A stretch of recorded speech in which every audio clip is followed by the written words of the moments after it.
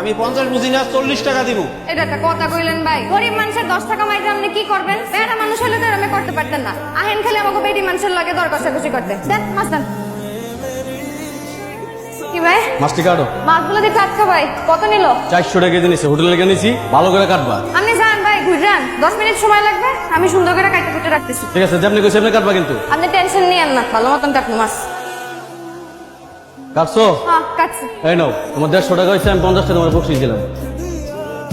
আবার আইসেন ভাই। আর আসবোই তো, গ্রিন রোডে আমার হোটেল, উপরে আবার ঠিক আছে। টাকা পয়সা নিয়ে কোনো টেনশন নাই, আজীবনে আর মাছ কাটতেই না। আইস দেখতে শুনতে চেহারা তোমার মাশাআল্লাহ।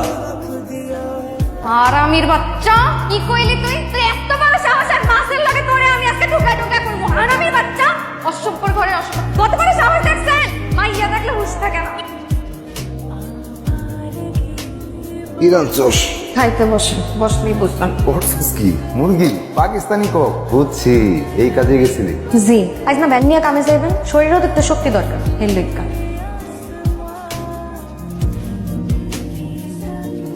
বুঝছেন?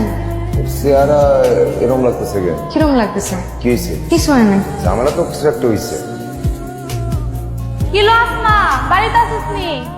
ও তুই আয় ভিতরে, আয় ভিতরে বমি নে। ভিতরে যাবো না রে, 2 দিন ধরে কামে যাস না কেন? তোর কি শরীর খারাপ নেই?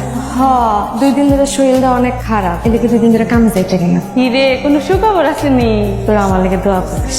আচ্ছা ঠিক আছে, শরীরের যত্ন নিস, বেশি কাম কাজ করিস না, ঠিক আছে? আমার কাম যাই রে, অন্য কাম হলে শুনেন একটু একটা বল না, একটা কথা কম।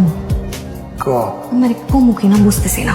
গত 2 দিন ধরে দেখতেছি তোর আচার আচরণ কথাবার্তা কেমন বদলাই গেছে। কয়েকবার জিজ্ঞাসা করলাম, কিছু কইলি না। কারণ কইবার চিতাছোস, কইয়া ফেলা।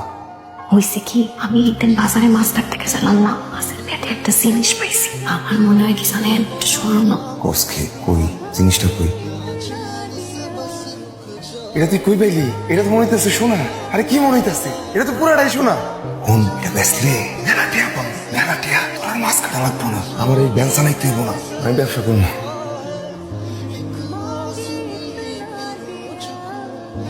কতদিন কইছি যেমনি করে হোক আমার মাল খুঁজে বাইর করুন লাগবো। যে খান পত্রিকা পারো, যেমনি পারো আমার মাল নিয়ে শুনেন, আমার একটা কথা কই, ওই যে জিনিসটা, ওইটা বেচা বিক্রির কোনো ব্যবস্থা করতেন? জিনিসটা করে একটা বিপদ আছে। কি বিপদ? এটা যদি এনে ব্যস্ত যায়, মানে জিজ্ঞাসা করি, কই পাইছি? তো সত্যি কইবেন, কইবেন যে মাছের পেটে পাইছি। মাইয়া মানুষের মাথায় কিছু জ্ঞান দিচ্ছি কম, এটা পরে দেখে বুঝাবো। আমি তো এই কথা কেউ কই, কেউ বিশ্বাস করবো? আমার উল্টা জেলে ডুবাইবো। তো এমন এমন আমরা কি করবো? আচ্ছা তোর না গ্রামে জন্মের অনেক শখ, তোর এই মাছ কাটতে ভালো লাগে না? গ্রামে গিয়ে বিক্রি করবি, মেলাটিয়া হইবে। সত্যি কইতেছেন? ওইটা বেচলে এতটা হয়? ও মেলাটিয়া। তাহলে চলেন, আমার ওই ঢাকা শহরে আর ভালো লাগে না, খালি কষ্ট। কি শিমুল মিয়া, এই মতি মিয়ার ভ্যান কয়দিন ভাড়া নিবা? নতুন একটা ভ্যান নাও। নতুন ব্যান কইলে কিনে যায়, ব্যান কিন্তু সময় লাগে না, টাকা লাগে না। আর নিজের ভ্যান কিনবা কি নতুন ভ্যান কিনতে কইছি? পুরানি একটা কিনে ফেলো। পুরানের লাগে ট্রাই করতেছিলাম, বলছি অনেক, আর হয় নাই, আমি কি করবো? তুমি বলে তো আমারটাই বেঁচে দিই। এমন পয়সা দিবা? ও তাহলে কত বেচবো? আমার কাছ থেকে কিনছিলাম তো 15-তে, ভ্যানটাও ভালো। তুমি 8,000 দিও। 8টা ডইব না, অনেক কষ্টে 3,000 টাকা জমাইছি, যদি দিতে পারো তাহলে দাও।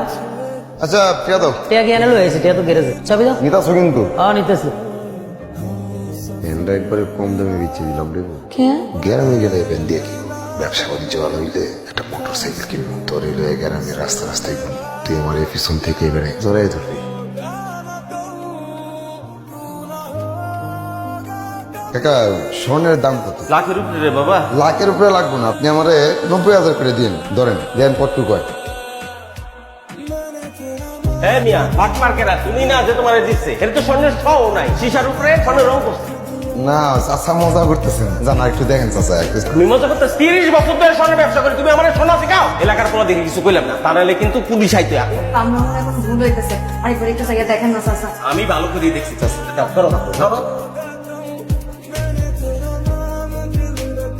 চলেন, আমার ওই ঢাকা শহরে আর ভালো লাগে না। গ্রামে গেলে ব্যবসা বাণিজ্য একটা মোটর সাইকেল কিনবো, তোর রাস্তায়